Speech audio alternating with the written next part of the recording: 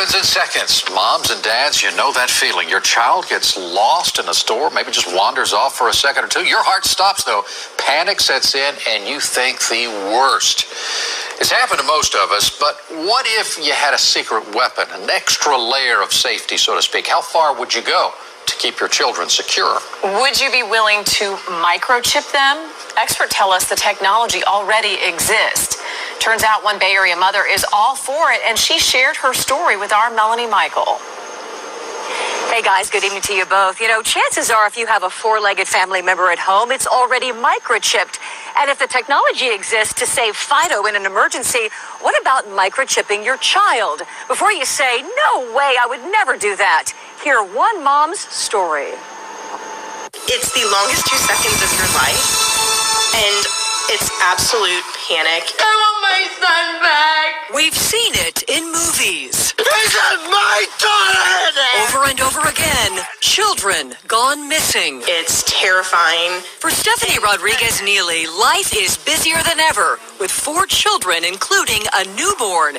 She knows scary situations can happen in an instant, and for her, it has. If it'll save my kid, there's no step that's too extreme.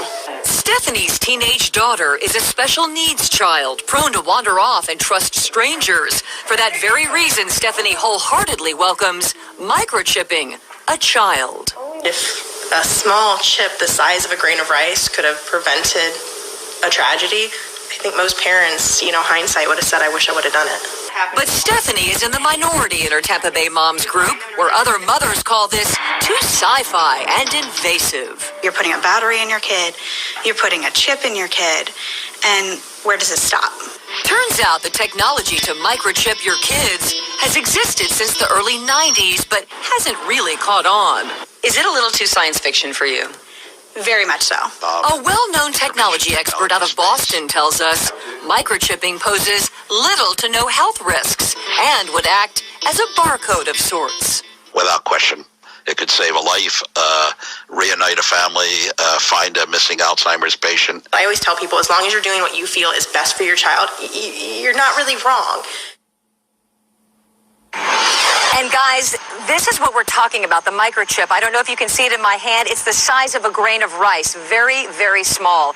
And the expert that we spoke with actually tells us that barcodes were introduced in the late 1960s. And back then, people thought, this is way too invasive and too weird. And now barcodes are so commonplace that we don't even think about them anymore. The expert tells us this will happen sooner rather than later. Well, and Mel, you said that the technology's been around since the 90s or whatever, but have companies actually tried this? That's a different scenario. Two of them, as a matter of fact. Both of those companies ended up going defunct. They tried initial public offerings. It did not go through, but you can bet somewhere, someday, someone is going to pull this off, and we could see those microchips in everyone. That's interesting to think about. Melanie Michael live in Tampa. Thank you for that report.